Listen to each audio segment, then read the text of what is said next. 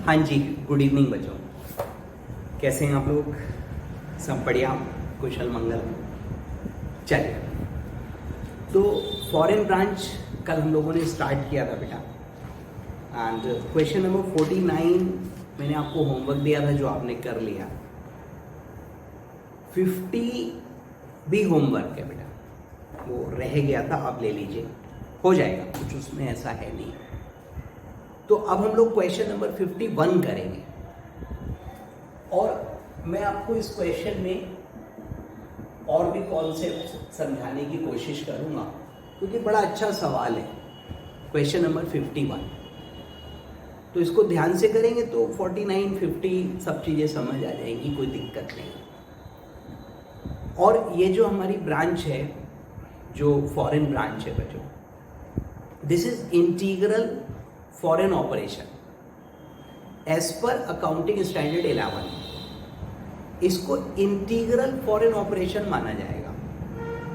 अगर कहीं non integral आ जाता है तो ट्रीटमेंट डिफरेंट है, वो मैं आपको अलग बताऊंगा कि अगर ब्रांच के फॉरेन ब्रांच के क्वेश्चन में लिखा है कि नॉन इंटीग्रल है तो उसका ट्रीटमेंट अलग होगा, और अगर कुछ नहीं लिखा है तो आप इंटीग्रल ही मानोगे, मतलब जो बता रहा हूँ वही करोगे। आइए क्वेश्चन नंबर 51 देखिएगा। तो काफ़ी सारा लिखा हुआ है इन्होंने, और कहते हैं एक्स लिमिटेड एक कंपनी है, ठीक, ऑथोराइज्ड शेयर कैपिटल भी है बाहर, तो इससे अपना जो शेयर कैपिटल का नोट है वो बनेगा। ऑन 1 जुलाई 2000 इन्होंने एक ब्रांच खोली है बेटा इन ए फॉरेन कंट्री, ठीक, बहुत बढ़िया, और उसका फ्लक्चुएटिंग करेंसी है।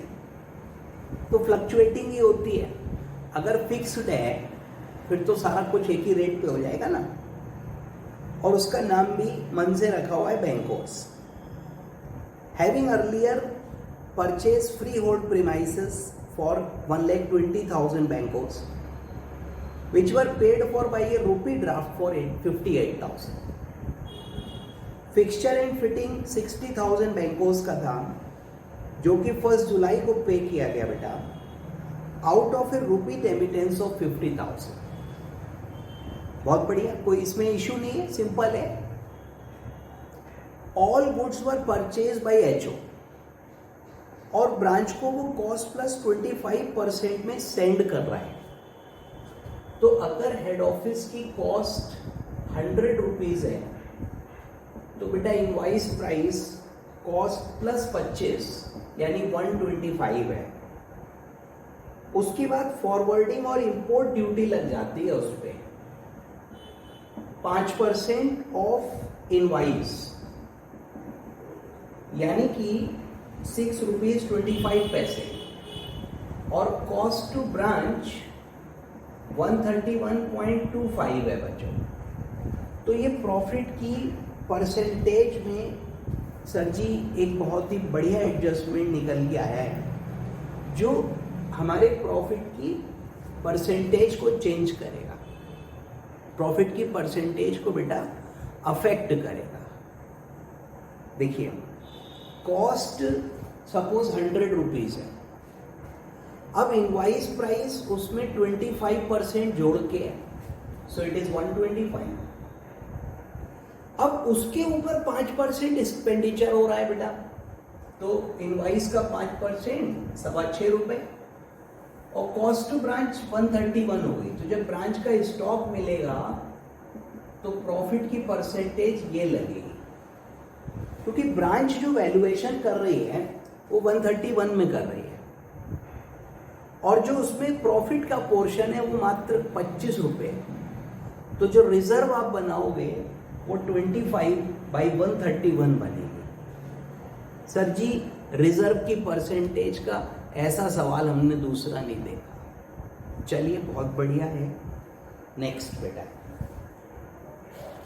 अगले पेज पे सर फिर ये ट्रायल दिया हुआ है, इसमें कोई इशू नहीं है।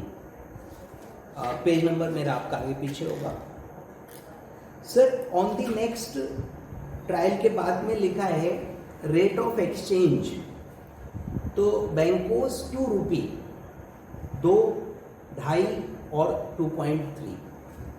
तो rate of exchange of bancos 2 rupee, rate of bancos 2 rupee. Sir 2 रुपए का मतलब है सर जी 2 लिखा है खाली, रुपया उपया कुछ नहीं लिखा है, तो इसका मतलब बैंकोस 2 रुपी, तो 2 बैंकोस बराबर 1 रुपया। सर यही तो हुआ बैंकोस 2 रुपये। तो बैंकोस जो है वो 2 बैंकोस 1 रुपए के बराबर है। और मित्रों इस प्रकार से ये बैंकोस में दिया है तो डिवाइड करना पड़ेगा चीजों को। Stock in trade at head office cost per था और जो ब्रांच का है वो इनवॉइस प्राइस प्लस फॉरवर्डिंग पर है। तो हेड ऑफिस तो इसी अमाउंट पर वैल्यू करता है, लेकिन ब्रांच किस अमाउंट पर वैल्यूएशन करेगी, लॉजिकल है। आगे कह रहे हैं कि सर जी 4,000 रुपए की गुड्स इन ट्रांजिट है और 5,000 बैंकोस कैश इन ट्रांजिट है, जो कि बाद में 2,000 रुपए रियलाइज हुआ। ओके चलिए, तो देखिए भैया सबसे पहले हम ट्रायल को ट्रांसलेट करेंगे। तो जो फर्स्ट जॉब है हमारी that is to translate the trial balance. Okay, तो ट्रायल बैलेंस, अब ट्रायल तो बेटा दिया हुआ ही है, तो इसको मित्रों ट्रांसलेट करना है। तो free hold, premises, fixtures and fitting F&F, stock debtors,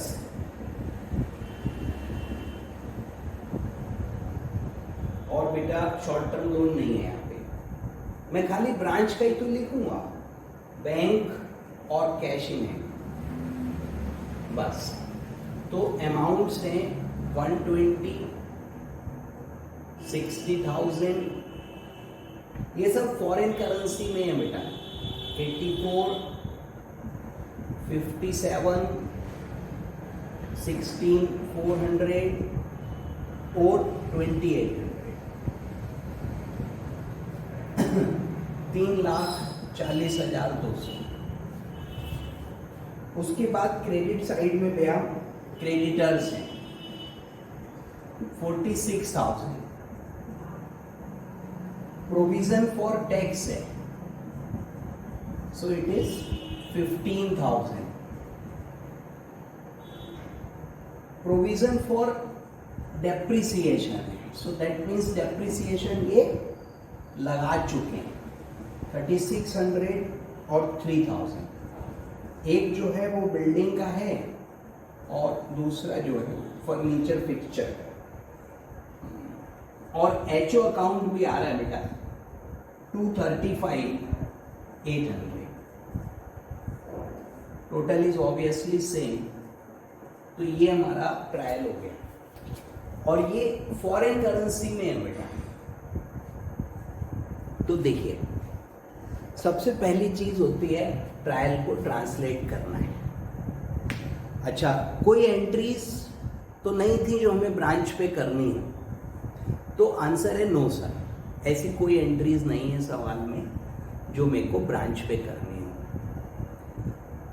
देखिए फर्स्ट पैरा अगर मैं रीड करता हूँ क्वेश्चन का, तो उसमें उसने ये बताया कि जब फ्री होल्ड खरीदा तो हमने इतने रुपए का ड्राफ्ट से पेमेंट किया, जब फिक्सचर खरीदा तो हमने इतने रुपए भेजे, फर्स्ट पैरा। सेकेंड पैरा में उसने बेटा ये कहानी बताई है, तो ये स्टॉक रिजर्व के काम आएगी। इस पूरी स्टोरी से स्टॉक रिजर्व निकलेगी, और स्टॉक रिजर्व कहाँ बनाओगे, एचओ, ब्रांच में तो बनती नहीं है, तो इसलिए कोई प्रॉब्लम नहीं है। And I can easily sir calculate prepare the stock reserve in the books of head office. तो ब्रांच के ट्रायल में तो नहीं आएगा ना। ओके, फिर ट्रायल दिया है, ट्रायल तो मैंने पूरा कॉपी कर ही लिया। रेट ऑफ एक्सचेंज दिए और कह रहे बैंकोस 2 रुपी, ये लैंग्वेज है, तो इसका मतलब हुआ बैंकोस 2 रुपी, तो बैंकोज अपॉन रुपी, तो ये 1 रुपया है और ये बेटा 2 रुपये, 2.5 रुपये, 2.3, वॉट एवर इज गिवन। तो ये तीसरा पैरा कह लो। फिर बता रहे जी वैल्यूएशन का बेसिस, ये लाइन ये पैरा पूरा ही बेकार है। Head office cost per value करता है और branch invoice price plus forwarding loading पर करती है। तो हेड ऑफिस इस अमाउंट पे वैल्यू नहीं लिखा होता तो भी हम क्या मानते, यही तो मानते बेटा, और ब्रांच इस पे करती है जो ब्रांच की कॉस्ट है। तो इस पैरा से कोई फर्क नहीं पड़ा, मतलब ये तो कॉमन सेंस वैसे भी चल रहा था। Next point, goods in transit और कैश इन ट्रांजिट। बेटा ये दोनों में एचओ में एडजस्ट करना। सर मैं इन ट्रांजिट को पहले ब्रांच में करूं फिर उधर एचओ में तो जो इनकॉर्पोरेशन की क्वेश्चंस हैं जिससे मुझे कंसोलिडेटेड बैलेंस शीट बनानी है, मैं वहाँ पे बेटा इस चीज़ों को हेड ऑफिस में ही करता हूँ, मुझे कंफर्टेबल लगता है, उसमें प्रॉब्लम कम आती है। आप ब्रांच पे भी कर सकते हो, लेकिन अगर आप ये एंट्रियाँ ब्रांच पर करोगे तो ये ट्रायल चेंज हो जाएगा। इसमें गुड्स इन ट्रांजिट और कैश इन ट्रांजिट अपीयर करेगा और एचओ अकाउंट चेंज होगा।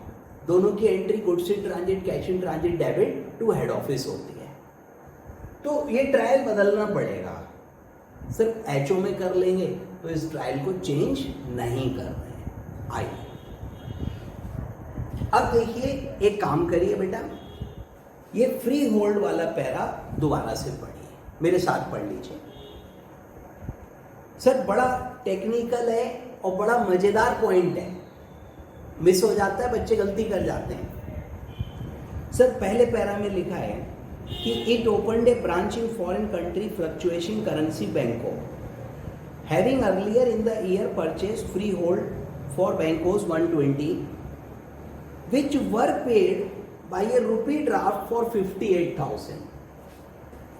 तो देखिए रेट आएगा और फिर रुपीज में कन्वर्ट हो जाएगा और क्वेश्चन कह रहा है यार कि हमने इसको 58,000 के रुपए ड्राफ्ट से पेमेंट करा है, बात खत्म हो गई। Sir fixed assets are recorded at historical cost.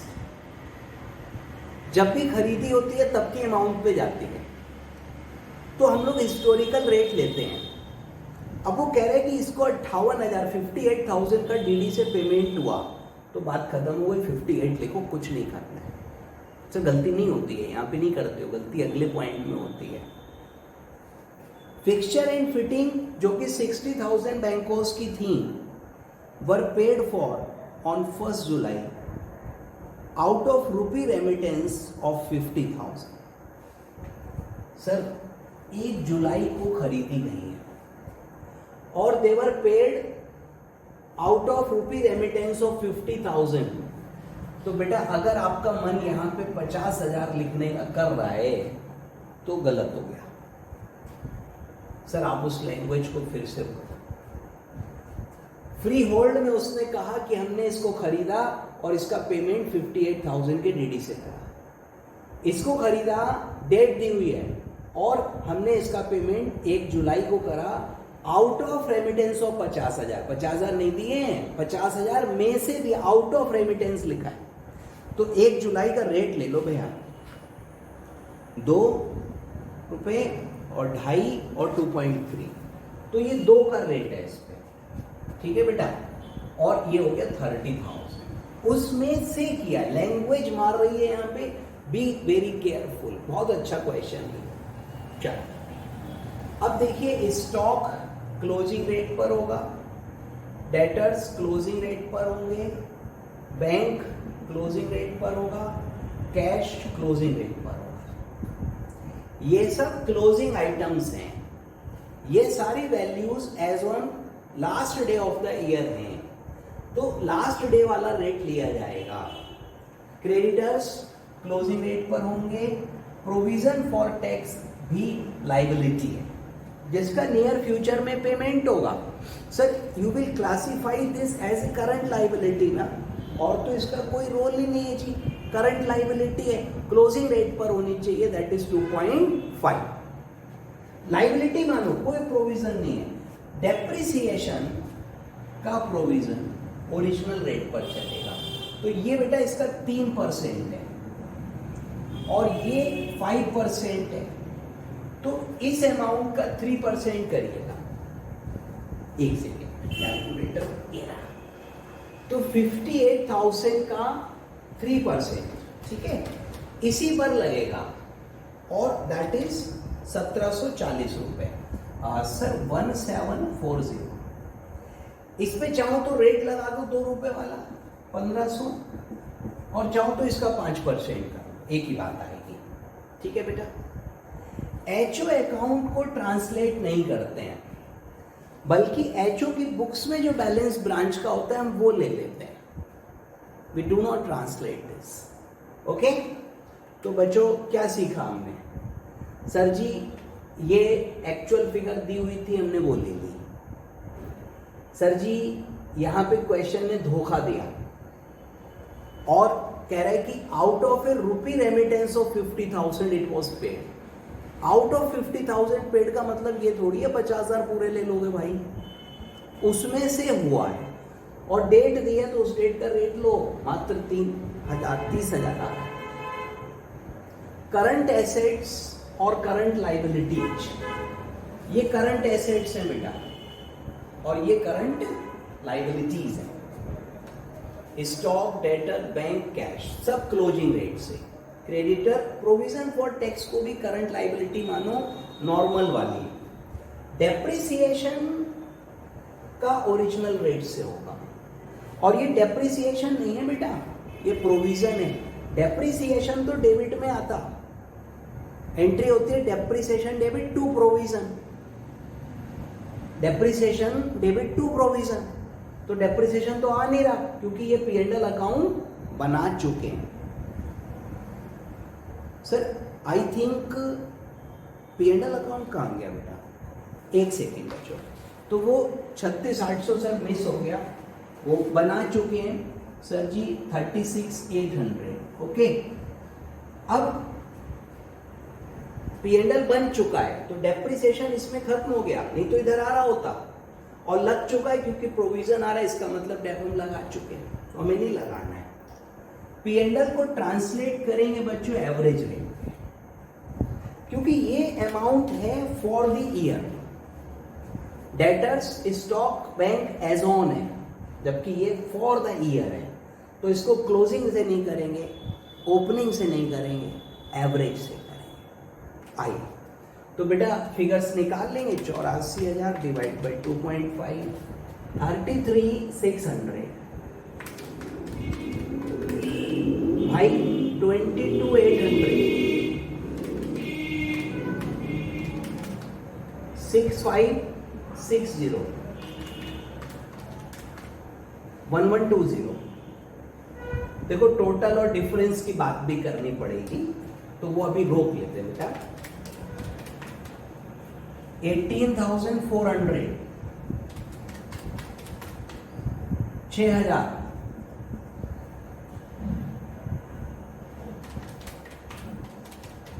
16,000।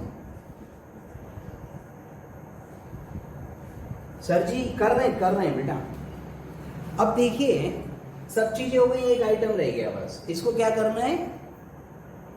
इसको ट्रांसलेट नहीं करते हैं, जो अमाउंट एचओ की बुक्स में आ रही है वो ले लेते हैं। यही तो बताया था कल, लिखा भी यही। और सब मैं जानबूझ के ये कैलकुलेशंस में लगा रहा कि आप तो मुझसे तेज कर ही लोगे, और अब तक आपने ये भी लिख ली होगी, है ना? अगर आप मेरे साथ में कर रहे हो तो मैं जानबूझ के आपको गलत करा रहा था बेटा, क्योंकि एचओ की बुक्स में जो ब्रांच का बैलेंस है वो डेबिट है 1,15,060 इन the books of HO. Branch account balance brought down 115,060 by goods in transit, by cash in transit, by balance sheet, sir दो एडजस्टमेंट भी तो हैं। अगर आपने इतनी देर में 115060 लिख लिया तो बेटा कट करो उसको, दोबारा लिखेंगे, क्योंकि ये दोनों अमाउंट्स के बीच में गैप है और वो है goods in transit, cash in transit. And as we discuss we will record this in the books of HO. एक जगह तो करना पड़ेगा बेटा, तो जब यहां करोगे तो बैलेंस चेंज हो जाएगा। और भैया अब गुड्स इन ट्रांजिट तो शायद रुपीस में दिए हुए हैं, और गुड्स इन ट्रांजिट 4000 रुपीज है, और कैश इन ट्रांजिट 5000 बैंकोज है, जो कि 2000 रुपए में रियलाइज हुआ। तो हमने तो रुपए में बनाना है, हेड ऑफिस तो अपनी फिगर्स रुपीज में लेगा भैया, उसका तो रुपया करेंसी है ना, रिपोर्टिंग करेंसी कहते हैं इसको, तो उसकी रिपोर्टिंग करेंसी क्या है, रुपीज। तो 109060 ये फिगर आएगी। ठीक है बेटा। अब देखिए टोटल पता नहीं किस साइड का ज्यादा आएगा, क्योंकि there is a difference in exchange, निश्चित आएगा। देखो ये ट्रायल टैलीड था, अब किसी को आपने 2 से डिवाइड करा, किसी को 2.5 से कर दिया, किसी को 2.3 से कर दिया, तो यो फिगर तो मिलने से रही, and that is called difference in exchange. तो डिफरेंस इन एक्सचेंज इधर भी आ सकता है, इधर भी आ सकता है। आंसर में लिखा है लॉस, मतलब इधर आएगा डेबिट साइड में, तो इधर का टोटल लगा देता हूं।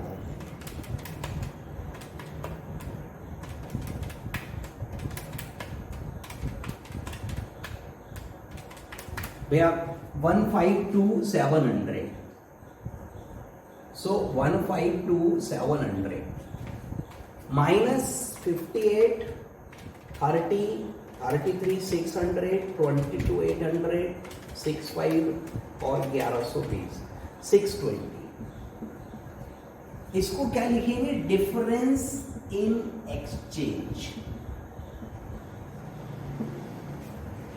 ये सर डेबिट में आया है तो P&L में डेबिट हो जाएगा।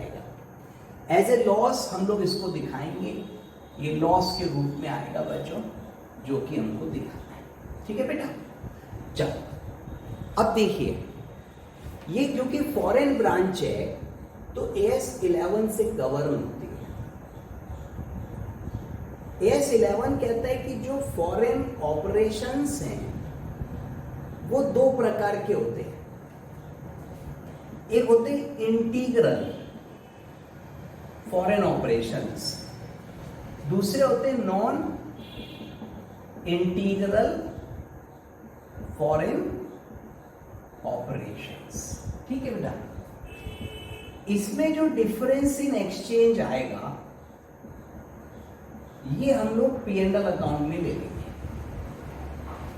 और इस केस में जो डिफरेंस इन एक्सचेंज आएगा उसको हम लोग foreign currency fluctuation reserve account में होल्ड करेंगे। तो सर जी ये क्या होते मैं आपसे आगे डिस्कस करूंगा, निश्चित तौर पे करूंगा। अभी मैं आपको इंटीग्रल फॉरेन ऑपरेशंस पढ़ा रहा हूं, IFO, NFO बाद में पढ़ाऊंगा। तो जो इंटीग्रल फॉरेन ऑपरेशंस हैं, यानी कि ब्रांच हेड ऑफिस का ही पार्ट है, हेड ऑफिस के कहे अनुसार चलती है, ब्रांच के खुद के ट्रांजैक्शंस बहुत कम हैं और वो हेड ऑफिस पे ही डिपेंडेंट है फॉरेन ब्रांच। तो ऐसे केस में difference in exchange is written off to the profit and loss account. Debit में आया तो डेबिट में डाल देंगे, क्रेडिट में आएगा तो क्रेडिट में डाल देंगे। लेकिन अगर नॉन इंटीग्रल फॉरेन ऑपरेशंस है तो such difference in exchange should be hold in a reserve called foreign exchange fluctuation reserve, and this reserve is maintained till the investment in non-integral foreign operation is disposed. आगे discuss करूंगा मैं, but इसका treatment अलग है, ये बात अभी आप समझो। अभी मैं आपको सिर्फ ये बता रहा हूं कि इंटीग्रल ऑपरेशंस में ये P&L में जाएगा और नॉन इंटीग्रल में फॉरेन करेंसी फ्लक्चुएशन रिजर्व में डालेंगे, और रिजर्व में डालने का मतलब बैलेंस शीट में जाएगी। So that is a difference of foreign integral and non integral. फिलहाल पीएल में जाएगा बच्चों। Okay, so this is clear, good. Now we have translated the trial balance. तो ये कोई बड़ी प्रॉब्लम नहीं है, आराम से ट्रांसलेट हो गया बच्चों। एंड दिस थिंग सिंपल थी, दी हुई थी फिगर। यहाँ पे लैंग्वेज में धोखा है, 2 बार पढ़िएगा क्लियर हो जाएगा। ये सारे पॉइंट्स कोई डाउट नहीं है, ये बैलेंसिंग अमाउंट है। क्रेडिटर्स और प्रोविजन फॉर टैक्स कोई डाउट नहीं होना चाहिए बच्चों। प्रोविजन इज करंट लाइबिलिटी, ऐसे मान के चलो।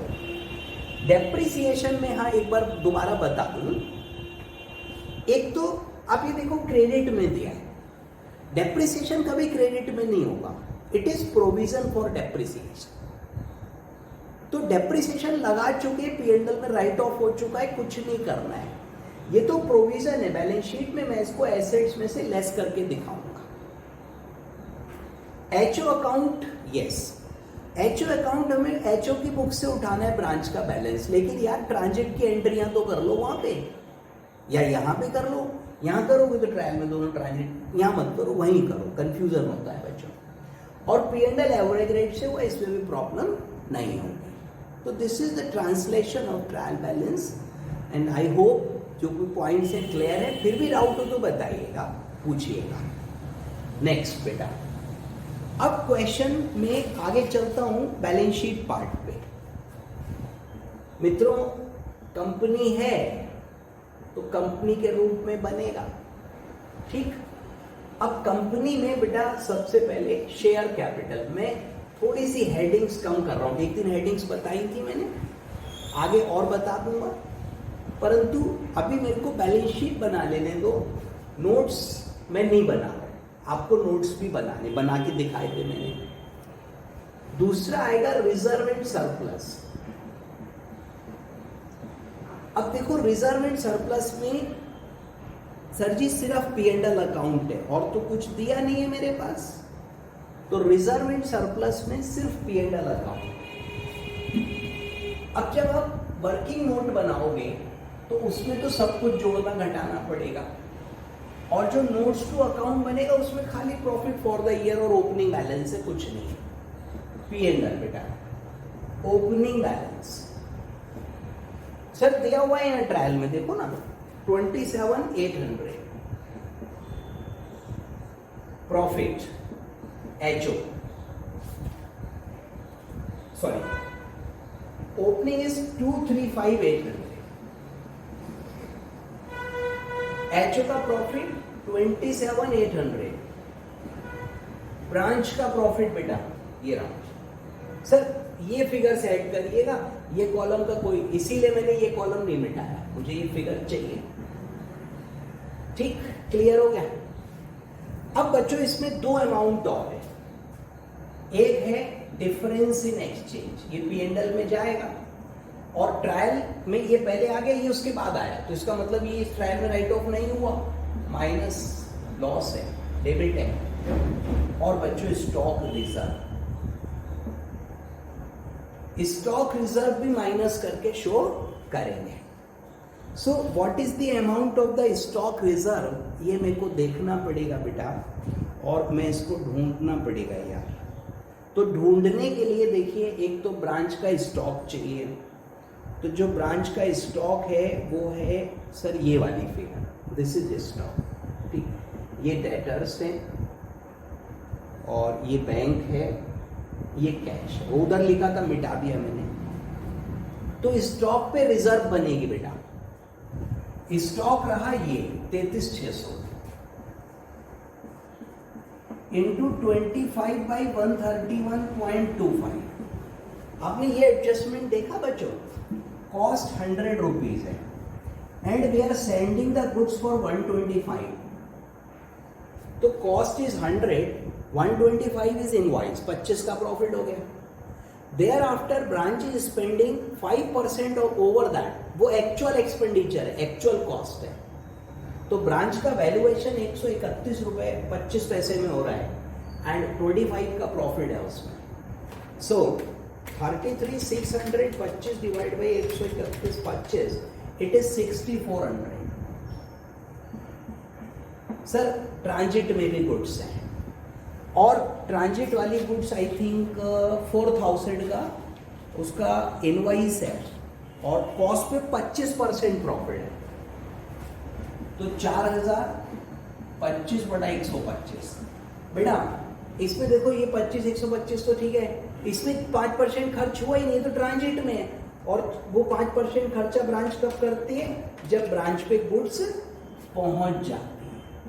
तो पहुंची नहीं, गुड्स पहुंची नहीं, तो वो 5% खर्च नहीं हुआ, तो इसका वैल्यूएशन सिर्फ इनवॉइस प्राइस पर है, इसको इनवॉइस पे लेना है बेटा। तो 271780। देखो ये वर्किंग नोट है बेटा, और जब आप नोट्स टू अकाउंट बनाओगे तो उसमें सिर्फ लिखोगे P&L account, opening balance, profit during the year, ये फिगर, ये प्रॉफिट फॉर द ईयर है, टोटल है। एचओ और ब्रांच का कंपनी की बैलेंस शीट में, नोट्स में हम अलग अलग थोड़ी बनाएंगे भैया, उसको अलग अलग बनाने का कोई मीनिंग ही नहीं है बच्चों, कोई मतलब ही नहीं होता। ओके, ये दोनों रिजर्व है, जोड़ के आंसर में दी हुई है। चलिए सर जी यहां तक क्लियर हो गया। क्रेडिट चलिए, क्योंकि लाइबिलिटी साइड है।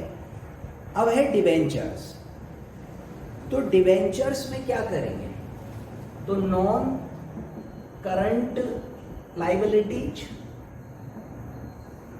लॉन्ग टर्म बोरोइंग्स,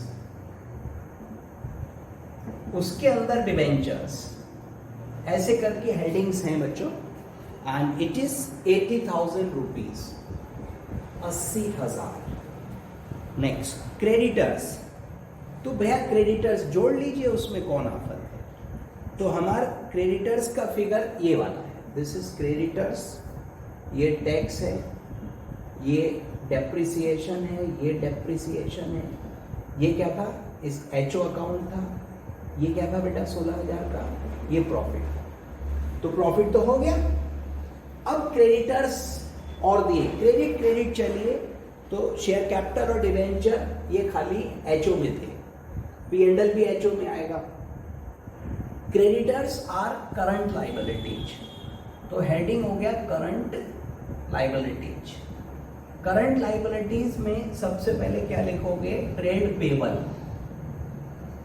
बेटा ट्रेड पेबल में अपनी अमाउंट हो जाएगी ये वाली 18,400, और एचओ की जोड़ लो 29,200, 47,600। ठीक सर, प्रोविजंस में ये तो एसेट में से लेस होगा, ये आएगा, तो प्रोविजंस में टैक्स का प्रोविजन। अब हेड ऑफिस का प्रोविजन है 25,400, और ब्रांच का प्रोविजन सर ये रहा 6,000 रुपये, तो ये हो गया 31,400। तो लाइबिलिटी साइड पूरी हो गई, प्रॉफिट तो इसमें चला गया, और ये हमारा कंप्लीट हो गई लाइबिलिटी साइड। ठीक, 350, 271780, 80,000, 47,600, 31,400, भाई 780। सो this is the total of the balance sheet, और इतना आ रहा है।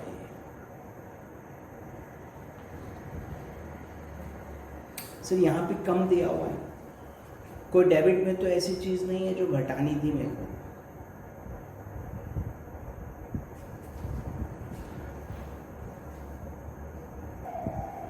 हाँ जी बेटा, तो देखिए गलती ये हुई कि वो जो फिगर है ना, ये गलत लिख गई, वो एचओ अकाउंट वाली फिगर है, और ये दोनों फिगर्स मिस्टेक। तो बस ये सही कर लो बेटा, वो इसीलिए मिस्टेक हो रही है, गलती नहीं है, वो फिगर ऊपर नीचे हो गई है। तो ओपनिंग बैलेंस देखो 27,800 है, और वो मैंने ना ध्यान नहीं दिया। ठीक, और हेड ऑफिस का प्रॉफिट 54,200 है, चेक कर लो, यस एचओ का ही कॉलम है। तो ये फिगर्स गलत हो गई, इसलिए वो भाग गया। कोई बात नहीं, 1 मिनट सही कर लेते हैं। और -620, 64,800, ठीक है, 90,180, 90,180, तो काट के लिख देता हूँ ओके, प्लस 350 80, क्योंकि सवाल में ना और कोई ऐसी बहुत ज़्यादा चीज़ है नहीं कि हम कहीं पे और गलती उसमें करके लाएं। तो इस प्रकार से अब ये टोटल आ रहा है। ओके, अब बेटा एसेट साइड आप बना लोगे, मैं बनाऊं? अच्छा देखो, ये लाइबिलिटीज हो गई, अब एसेट इसके नीचे बनेगा। चलो नीचे बना लेते हैं असेट्स। इसके नोट्स टू अकाउंट आप बना लोगे। देखो, शेयर कैपिटल के नोट में लिखना हेडिंग शेयर कैपिटल, फिर ऑथोराइज, वहां दी हुई है इतने share of rupees so much each हो जाएगा। फिर इशूड एंड पेड अप, ये 3.5 लाख हो जाएगा। टोटल करना, खत्म। रिजर्व एंड सरप्लस हेडिंग डालना, फिर लिखना P&L अकाउंट, ओपनिंग बैलेंस और प्रॉफिट फॉर द ईयर। ये प्रॉफिट फॉर द ईयर है, ये ओपनिंग, ये दिखाना है आपको बस। सर इसमें कोई जो जरूरत नहीं है, जरूरत नहीं है। क्या करोगे? ट्रेड पेबल के अंदर कुछ और थोड़ी है। एचओ और ब्रांच की फिगर मेरे को अलग अलग नहीं बतानी है, टोटल ही बताना है, तो वो वर्किंग नहीं आएगी। ओके, चलो एसेट्स में आओ। अब देखो, एक है फ्री होल्ड, एक है फिक्सचर, बाकी कुछ नहीं। तो ये अपना हो जाएगा नॉन करंट एसेट, पहले हेडिंग डालोगे, फिर फिक्स्ड एसेट्स डालोगे, फिर प्रॉपर्टी प्लांट एंड इक्विपमेंट लिखोगे। अब देखो बेटा, कैलकुलेटर पे कर दूं तो सर जी एक फिगर है सॉरी, तो देखिए प्रॉपर्टी प्लांट एंड इक्विपमेंट। अब इसमें अच्छा चलो वर्किंग कर लेते हैं, कोई ऐसी बात नहीं है। सर जी दो चीजें हैं, एक है बिल्डिंग और एक है इनका फर्नीचर एंड फिक्सचर, राइट। तो हमने वर्किंग मोड बनाया पीपी। अब इसमें बिल्डिंग है,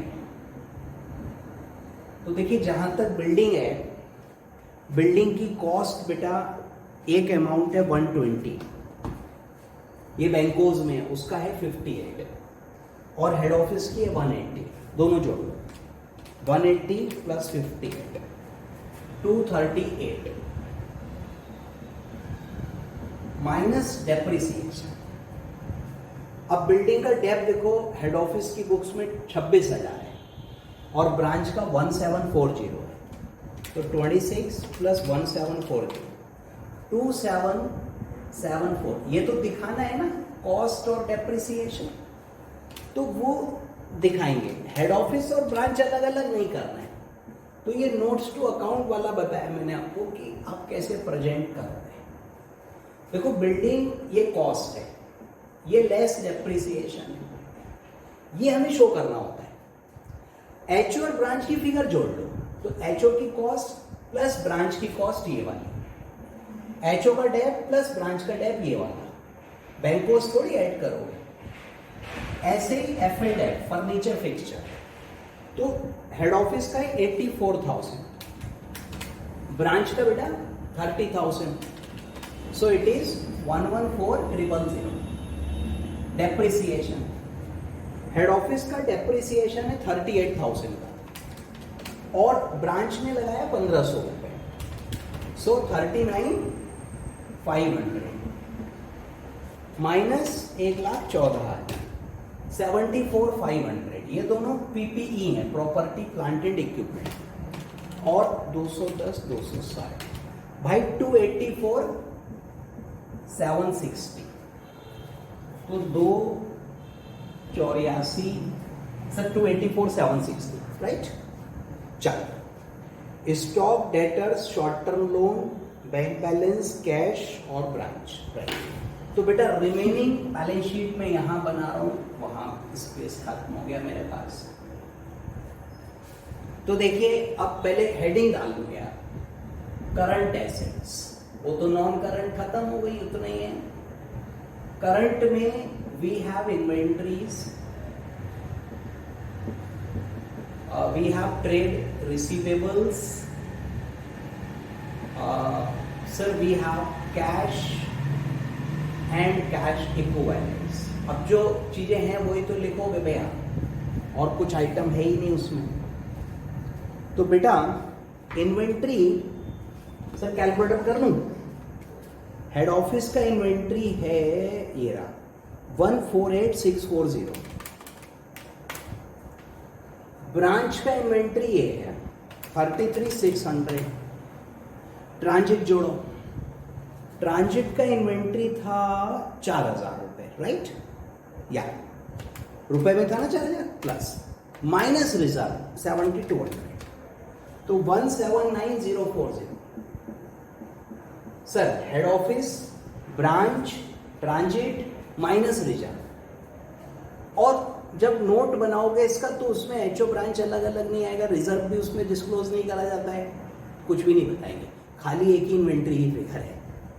नेक्स्ट बेटा, इन्वेंट्री के बाद ट्रेड रिसीवेबल, तो ट्रेड रिसीवेबल में एचओ की फिगर है 22280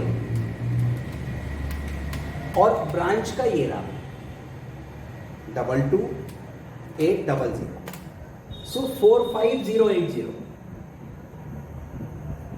कैश एंड कैश इक्विवेलेंट, तो देखिए एचओ के पास है 29380, कैश भी जोड़ लो 1240, ब्रांच की ये दोनों फिगर जोड़ना 6560 1120, और ट्रांजिट भी जोड़ो, तो ट्रांजिट है 5000, बैंकोस 2000 रुपीज प्लस 2000, सर 40300।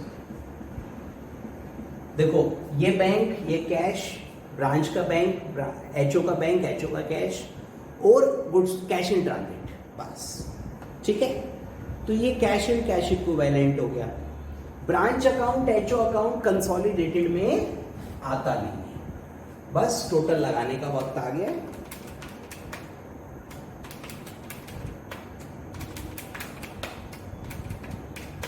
सर अब इस टोटल में सर कुछ छूट गया, अच्छा है, एक लोन्स एंड एडवांसेस और है, loans and advances current short term है ना, और 50,000 ऐसा है, देखिएगा या 50, तो ये 50 और जोड़ लीजिए एंड इट इज 599180, मिले। चलिए, तो इस प्रकार से देखिए ये क्वेश्चन होएगा मेरा, सर जी अब अकेले पढ़ाने में यही होता है क्लास में, कोई है ही में अकेले अकेले करते रहो। चलिए एनीवे उसको छोड़िए। I hope you got the question and the concepts. वो बेटा फिगर गलत हो गया था पीएल का, तो आई थिंक आप उसको, कोई इतनी बड़ी गलती नहीं थी, वो खाली फिगर ऊपर नीचे देख लिया मैंने। एनीवे तो बेटा जी नोट्स बन जाएंगे, बैलेंस शीट बन गया, बाकी मेन ये ट्रांसलेशन था। तो कैसे करना है, I hope you must have got an idea कि फॉरेन ब्रांच कैसे हैंडल होगी, किस प्रकार से हम इसको करेंगे। अब बचे हुए क्वेश्चन देखता हूँ भाई क्या हाल है। तो 52 आप कर सकते हो, नो प्रॉब्लम, 53 भी हो जाएगा, 54 भी हो जाएगा, 55 को हाथ मत लगाना, नॉन इंटीग्रल है, और 56 भी हो जाएगा, 57, 58, 59, 61, 62 अब सब हो जाएंगे। एक बस आपका जो फंसेगा वो है 55। तो बेटा होमवर्क दे दूं? गुड, ज़्यादा नहीं दे रहा हूं, और थोड़ा सा, ऑल क्वेश्चंस एक्सेप्ट 55। 55 में actually non integral foreign operations है, जो अभी मैं बता रहा था ना, तो I will discuss that with you, उसको मत कोशिश करिएगा, बाकी सारा कर लीजिए, लास्ट तक कर लीजिए, इतना पहले कर लीजिए, फिर स्टडी मॉड्यूल के क्वेश्चंस दूंगा, और फिर मैं आपको एक एडिशनल असाइनमेंट और दूंगा जिसमें एग्जाम एमटीपी आरटीपी वाले क्वेश्चंस हैं। पर पहले बेटा इसको पूरा करिए, फिर आगे की बात करेंगे। तो ब्रांच लगभग कंप्लीट हो गई है, तो फिलहाल इतना ही रखते हैं, मिलेंगे अगली क्लास में, तब तक के लिए tata bye bye, take care, thank you.